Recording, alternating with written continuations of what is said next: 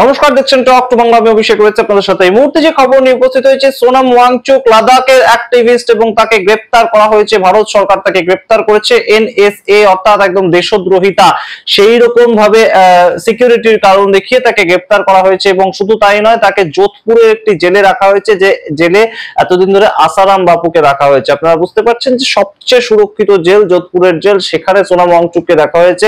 এর আগে আমরা খবর পেয়েছিলাম যে সোনাম ওয়াংচুক 15 দিন ব্যাপী তিনি অনশন আন্দোলন করেছিলেন এবং সেই অনশন শেষমেশ তিনি ভেঙে চলে যান, যেদিন লেতে একদম মারাত্মক একটা ঘটনা ঘটে এবং 5 জন মারা যান, 60 জনের বেশি মানুষ আহত হন এবং বিজেপির যে কার্যালয় সেখানে মানুষ আগুন ধরিয়ে দেয়। তার পরবর্তীতে আমরা দেখতে পাই রাস্তায় পুলিশের গাড়ি থেকে সিআরপিএফ এর গাড়ি সেখানেও আগুন ধরিয়ে দেয় এবং তার পরবর্তীতে একদম শান্তিপূর্ণ আন্দোলন ভেঙে কিংবা অনশন ভেঙে সোনাম ওয়াংচুক শেষ পর্যন্ত তার যে গ্রাম সেখানে ফিরে যান। কিন্তু তার পরবর্তীতে আমরা দেখতে পাই যে কেন্দ্রীয় সরকারের পক্ষ থেকে একটা প্রেস রিলিজ করা হয় এবং প্রেস রিলিজ করে জানানো হয় যে সোনাম ওয়াংচুকের উস্কানির ফলে কিংবা মদতের জন্য এই ধরনের যে অশান্তিটা তৈরি হলো, সেটা নিয়েও সোনাম ওয়াংচুক কি বক্তব্য রেখেছিলেন আপনাদের দেখাবো। এবং এই মুহূর্তে সোনাম ওয়াংচুক যে গ্রেপ্তার হয়েছেন, তার পরবর্তীতে সোশ্যাল মিডিয়ায় সারা দেশ জুড়ে একটাই মাত্র স্লোগান, হ্যাশট্যাগ হিসেবে, ট্রেন্ড হিসেবে ঘুরে বেড়াচ্ছে, আই সাপোর্ট সোনাম ওয়াংচুক।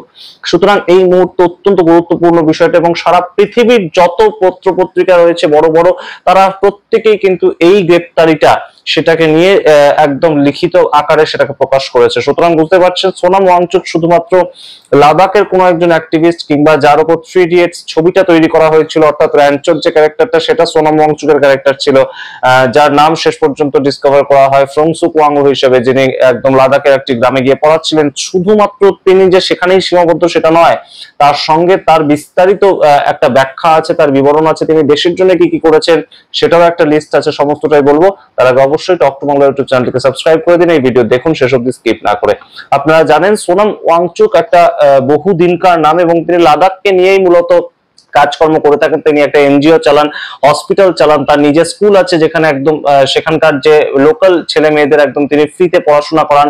এই সমস্ত ঘটনা ছাড়াও তিনি যে যে কাজগুলো করেছিলেন, একদম সরাসরি আমরা এর আগে প্রোটেস্টের ক্ষেত্রে সেগুলো বলি, চীন আমাদের জমি দখল করছে এবং ইদানিং কালে সেই জমি দখল অনেক পরিমাণে বেড়ে গিয়েছিলেন। প্রথম যে ব্যক্তি এই বিষয়টা নিয়ে মুখ খুলেছিলেন তার নাম সোনাম ওয়াংচুক, এবং তার যে বক্তব্যটা সম্পূর্ণ কিন্তু বোঝা যাচ্ছে যে চীনকে বিরোধিতা করে তিনি বক্তব্য রেখেছিলেন। কিন্তু এখন অ্যারেস্ট করার পর বিভিন্ন সোশ্যাল মিডিয়াতে আমরা দেখতে পাচ্ছি তার নামে কিন্তু বিভিন্ন কিছু রটানো হচ্ছে, যে তিনি চীনের থেকে ফান্ডিং পান বা বাইরের বিভিন্ন ফরেন কান্ট্রির সঙ্গে তার যোগাযোগ আছে এবং তিনি সেখান থেকে ফান্ডিং পান। এবং বাংলাদেশে বর্তমান যে একদম শেখ হাসিনার পরে যে প্রধানমন্ত্রী হয়েছিলেন, অন্তর্বর্তীকালীন প্রধানমন্ত্রী, তার সঙ্গেও সোনাম ওয়াংচুকের একদম সরাসরি ছবি পোস্ট করে বিভিন্ন কিছু রটানো হচ্ছিল। কি কি কাজ করেছেন সেটার যদি আমরা একটা তালিকা দেখি, যে ভারতীয় সেনার জন্য টেন্ট তৈরি করেছিলেন এই সোনাম ওয়াংচুক। এছাড়া এই যে টেন্ট তৈরি করেছিলেন তিনি, এই টেন্টের মধ্যে কি সুবিধা পাওয়া যাবে, সোলার টেন্ট, অর্থাৎ ভারতীয় মিলিটারিরা বিভিন্ন জায়গায় বরফের মধ্যে থাকতে পারেন না, কিন্তু সেই যে টেন্টটা তিনি তৈরি করেছিলেন, তিনি একজন সায়েন্টিস্ট হিসেবে তিনি যে টেন্টটা তৈরি করেছিলেন সেটার মাধ্যমে একদম সূর্যের আলোকিত রশ্মি সেটার মধ্যে এসে যদি পড়ে সেটা গরম থাকবে এবং লাদাখের মতন যেখানে লো টেম্পারেচার, যেখানে সবসময় বরফ জমে থাকে, সেই জায়গাতেও যাতে মিলিটারিরা ভালোভাবে থাকতে পারেন সেটার ব্যবস্থা করেছিলেন সোনাম ওয়াংচুক। এছাড়া একটা সোলার মাঠ তিনি বানিয়েছিলেন। এই সমস্ত ভিডিও একদম সরাসরি তার যে ইউটিউব চ্যানেল সেখানে গিয়ে আপনারা দেখতে পারেন। সোনাম ওয়াংচুকের ইউটিউব চ্যানেলে একদম বিস্তারিত হিন্দিতে সেই ভিডিওগুলো তিনি বানিয়েছিলেন এবং সেই এখানে দেখিয়েছেন যে কিভাবে সোলার মাঠ বানাচ্ছেন, একদম মাটি দিয়ে তৈরি করা সোলার মাঠ যেগুলো তিনি বানিয়েছিলেন, সেখানে সুরক্ষিতভাবে কিভাবে লাদাখে থাকা যায়। এছাড়া তার একদম স্পেশাল যেটা ইনভেনশন, যে লাদাখের মতন জায়গায় জলের খুব সমস্যা এবং জল কিভাবে ধরে রাখা যায় এবং জল ধরে রেখে পরবর্তীতে কিভাবে কৃষি কাজের ক্ষেত্রে বা অন্যান্য ক্ষেত্রে ব্যবহার করা যায়, সেই সমস্ত বিষয়গুলো সোনাম ওয়াংচুক কিন্তু একটার পর একটা ইনভেনশন করেছেন, যার ফলে ভারতের কিন্তু বিভিন্ন সময় বিভিন্ন ক্ষেত্রে লাভ হয়েছে। এবং সেই সোনাম ওয়াংচুককে এনএসএ ধারাটা লাগিয়ে একদম তাকে জেলবন্দি করে দেওয়া, এবং শুধুমাত্র জেলবন্দি করে দেওয়া তাই নয়, তার যে এনজিএ তার যে এনজিও সেটার লাইসেন্স ক্যান্সেল করে দেওয়া হয়েছে ইতিমধ্যে আমরা জানতে পেরেছি, এবং তাকে একদম জেলবন্দি করে দেওয়া, এবং সেই জেলে অর্থাৎ যোধপুরের যে জেলটা সেটা অত্যন্ত সিকিউরিটি সম্পন্ন একটা জেল হিসেবে ধরা হয়, এবং সেই জেলে তাকে জেলবন্দি করে দেওয়াটা কিন্তু অবশ্যই একটা নজিরবিহীন ঘটনা।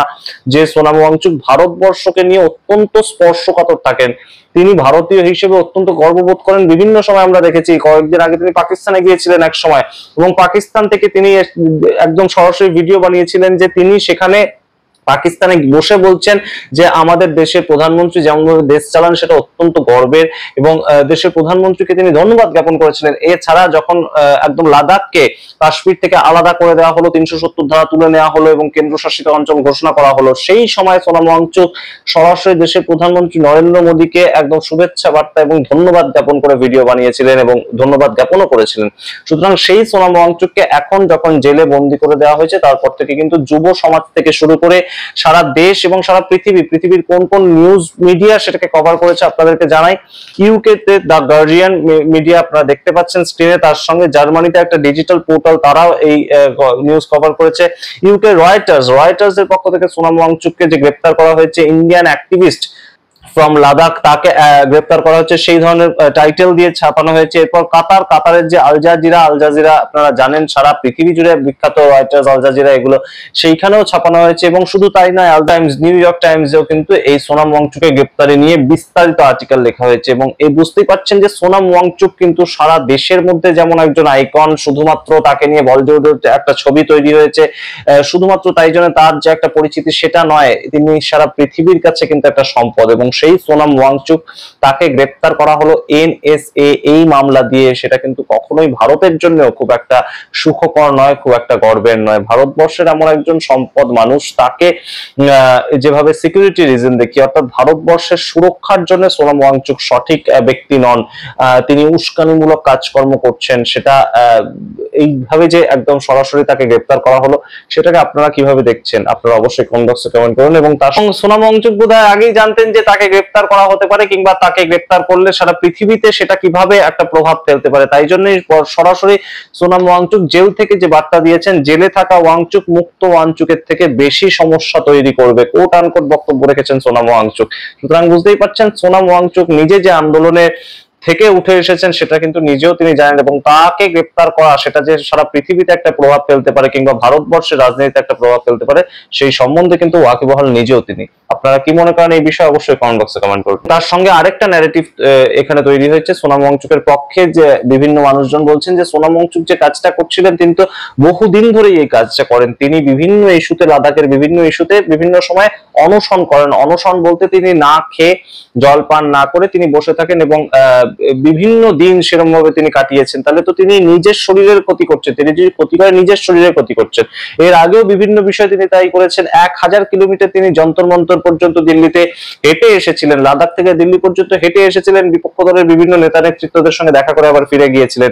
বিভিন্ন সময় তিনি এই কাজটা করেছেন। এখন যেহেতু লেতে উত্তপ্ত একটা পরিস্থিতি তৈরি হলো, কিংবা ভারতীয় জনতা পার্টির অফিস পুড়িয়ে দেওয়া হলো যেখানে নরেন্দ্র মোদী এবং জেপি নাড্ডার ফটো ছিল, সেই জন্যই কি এই তার বিরুদ্ধে এই ধরনের একটা কেস দিয়ে দেওয়া হলো? এই প্রশ্ন কিন্তু উঠছে সারা দেশ জুড়ে।